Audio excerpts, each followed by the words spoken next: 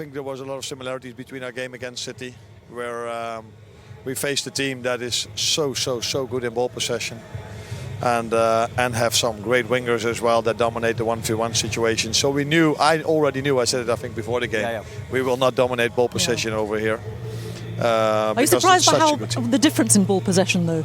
Because they were probably about three quarters. They take the risk of go 1v1 all over the pitch, and that's the only thing I can blame my players, that I think there were 3, 4, 5, 6 times where we played through them, and it was completely open. And I think, but that has maybe also to do with being tired or having to defend so much that then the last touch should be better. But that's sometimes difficult if you already defended so much. You talked about expecting them to have more ball possession, but how impressed were you with them in terms of the way that they kind of dominated big spells of the game, and especially, like you said, the 1v1 situations in this game? We came here with them having 10 wins in a row, scoring goal after goal after goal. If you look at the underlying stats, they were number 1 in the Champions League as well, so they ended up 15 or 16, but all the underlying stats show you that they were number 1. And they've played Real Madrid, Atletico Madrid, Bayern Munich, Manchester City, and one I forget, but it was Arsenal, of course. So to have the best underlying stats, if you faced that quality, tells you a lot. And so much space up front, midfielders that are so much quality on the ball that, for us the only way over here with their fans behind them was to defend as we did. And now we are hoping, of course, that our fans at Anfield will help us a lot. You don't have to hope that will happen. What I want to say that's also what we need. But we first need them on Saturday, because the boys had to dig really hard, deep, to get this performance over the line. So we will need Anfield 2 times. And what did you say to them at half-time? Getting into half-time was such a pivotal moment because Liverpool were under a lot of pressure in that first half. What did you do, or what did you change at half-time? We changed the way we defended a little bit. So we had 2 ideas to defend, because they always go with 3 defenders and then a lot of rotation in the midfield and always have 2 players wide. So in the first half we asked Lucio Diaz to press a bit more. In the second half he just had to follow Hakimi. So I think in the end that helped us a bit, but I also showed them that we had 2 set pieces where we created 2 good chances from, and the transition moment where Jogo won his duels, and if he squares it better, it's one-on-one for Lucio. So I said, I've told you how good they are. But don't forget, there are more chances than you think, but you have to keep on working really hard. Two questions for you. Have you ever played in a game or managed a team where you've come out of it and you've gone, how did we get out of here with a win? But also with a goalkeeper that has played at that level? No, I don't think I've worked with a goalkeeper that has played on this level, which is normal because he's the best in the world. So I had some very good players as a manager, but never had the best goalkeeper in the world, and that I think he is. He showed that today. I did experience once or twice we had to defend so much, but normally you come away then with a 1-0 loss or 2 or 3-0.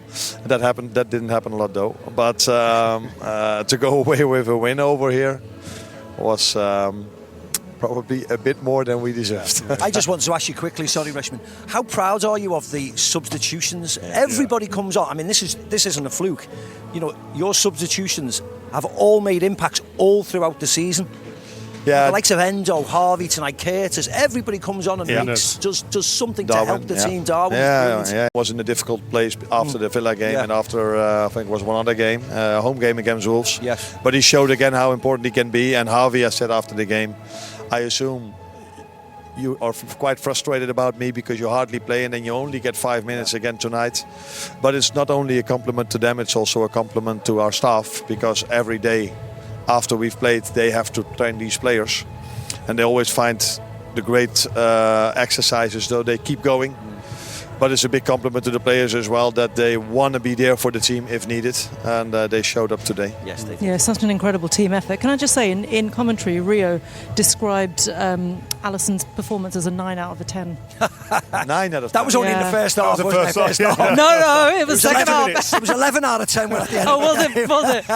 But I do agree with you. He was outstanding, and I also saw the facts. But in the second half, if I'm correct, but please correct me if I'm wrong, I think most shots of them were outside the box. Yeah. And it's then their quality that they hit the ball like they do, because in the first half they had 3 or 4 open chances. It was you were waiting for them to score. Second half they were still threatening us a lot, but the shots were from distance. Yes. From distance, still needed to be saved. Brilliant. Yeah, and they were indeed, and this is exactly what you needed. Arne, thank you so much. Thank you very much. Really great performance. Look forward to Good luck. next week. All the best. Nice. The impact that he has had on this side, and he always argues that, well, I haven't done that much, very a few tweaks here and there, but it's much more than that, isn't it? Yes, I think if you know Liverpool, if you delve into it, if you know how he operates, people think Liverpool, for instance, are lucky they haven't had many injuries, but of course he's got his own men and he listens to them, and a sports scientist. I mentioned it against Newcastle, Ruben, who he brought in. Liverpool went to him at Feyenoord because his injury record at Feyenoord was excellent, so you have to look into the background. So it's not a fluke, and he makes substitutions at the right times, and substitutions normally work out. This is not fluke, it's not lucky. He's done that at Feyenoord. That's why Liverpool went to him, because his stats are that impressive. So he'll be nice and calm under it, but he deserves a huge pat on the back. He's been a superstar, hasn't he? Yeah, he absolutely has. Well, look, there's one manager who's been a superstar all season as well, Luis Enrique. 10-match unbeaten run for PSG has come to an end tonight at the hands of Liverpool. Let's hear from the boss, who's been speaking with Jules. Luis, after the game we all watched out there, how did you end up with a defeat? Well, my feelings right now, it's difficult to think about the match in a positive way, because I think we deserve to win, clearly. We created a lot of chances. I think it's one of the best match in Champions League that we did this season and already last year. And when you think the best player of Liverpool was the goalkeeper Allison, okay. Football is many times unfair and we have to accept that, but we are ready to Liverpool. What are the positives that you take from this performance to Anfield that make you believe you can get a result and still go through? We don't have anything to lose.